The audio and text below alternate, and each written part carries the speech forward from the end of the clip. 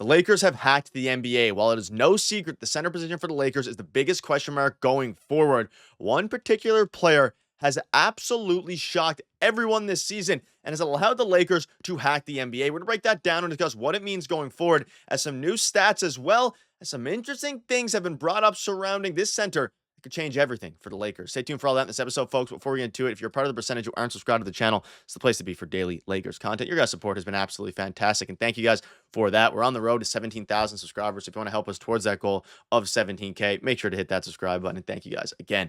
Ladies and gentlemen, there's a lot to go over today. Now, obviously, the Lakers are winning a lot of games. They're playing extremely good basketball, and a lot of that is due in part to, of course, Luka Doncic starting to return to form a little bit. But the biggest question mark going forward for not only this season, but into the offseason is the center position. And ladies and gentlemen, the Lakers may have hacked the NBA. And let's dive right into it. The player we're talking about today is Trey Jemison. Now, I want to start with this.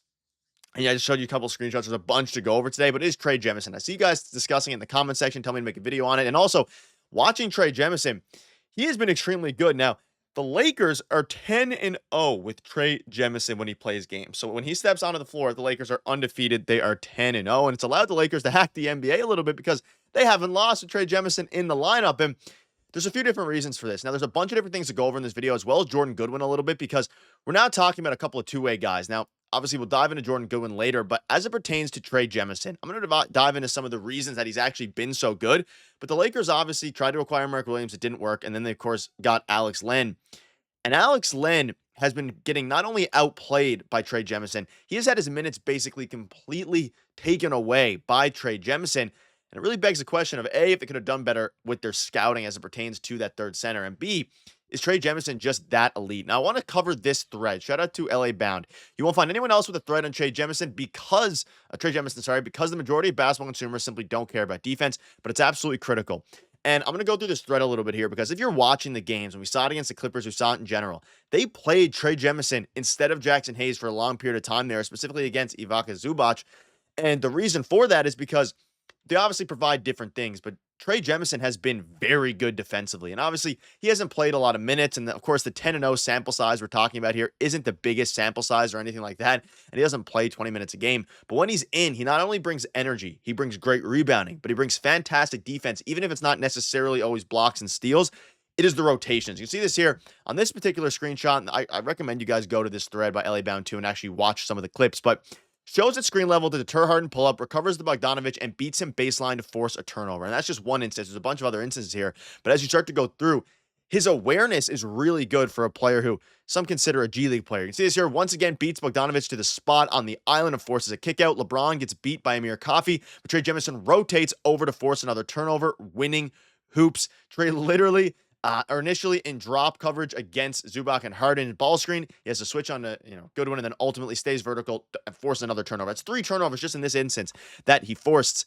And the reason that he does this is because he's extremely sound defensively, right?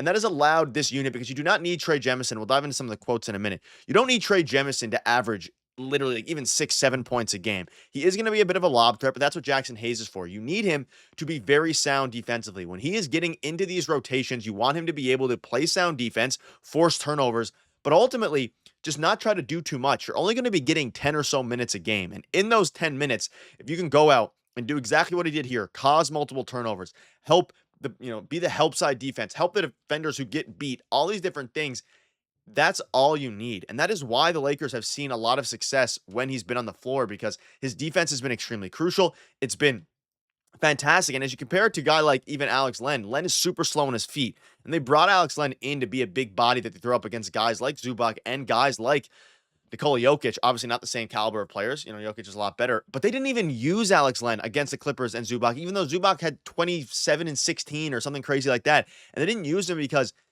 Trey Jemison is making winning plays, even though he's not as big and as strong as Alex Len. He's just making the winning plays. And that is the difference. And that is why Trey Jemison has not only been so crucial to this team, but he's been absolutely critical to this stretch of play, specifically over the past 5 games since the All-Star, over the past few games since the All-Star break, of course, more than 5 games. And JJ Redick spoke out a little bit on both the guys, Jordan Goodwin and Trey Jemison. Those guys are just professional. And he basically goes on to say a bunch of different things. And I mean, it's at the point now where the team is playing so well. You can see this here, Trey Jemison in the fight or on the Lakers bench identity. If you want this win, you have to come fight us, literally fight us. You can see this here. I've seen Trey Jemison elbow Thomas Bryant in the throat, hip toss TJ McConnell out of bounds, and then stiff arm Benedict Mathurin in the face, all in the same possession. He is not lying. That's another thing. He brings an aspect of physicality, and this team in general can always use a bit of physicality. They have some physical players. They're always stepping up for each other, but Trey Jemison's a guy who's going to go out there, and he's playing his heart out every single time. This is a guy who isn't on a standard NBA contract. He's on a two-way deal. He's going to continue to fight. He's going to continue to battle. And that's what you want out of players like this. Guys who are fighting for their lives and actually bringing energy. And you can say the same for Jordan Goodwin, who's, again, JJ Redick came out recently and said he's going to, get into the rotation and be a part of the rotation going forward. And that's because of his great defense. That's a common theme here. He's averaging 1.3 steals a game in 16 minutes. The defense is fantastic. He's hitting his spot up threes better than he was before, hitting 31%. And if you can just get energy out of these guys, it's fantastic scouting by Rob Pelinka. Did he miss on the Alex Len signing a little bit? It seems like it. And let me know down below if you've made it this far. Who would you rather get minutes going forward, Trey Jemison or Alex Len?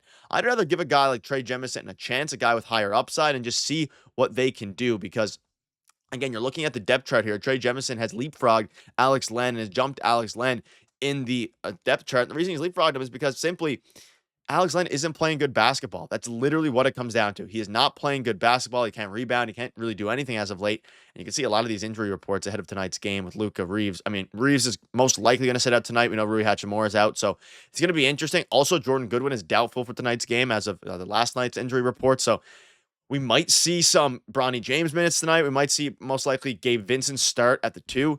But at the end of the day, ladies and gentlemen, it's been a very good few days for Lakers fans. And to make it even better, I covered it yesterday what the Lakers fans were rooting for as it pertains to, the Rockets losing, the Grizzlies losing, the Warriors losing, all these different things.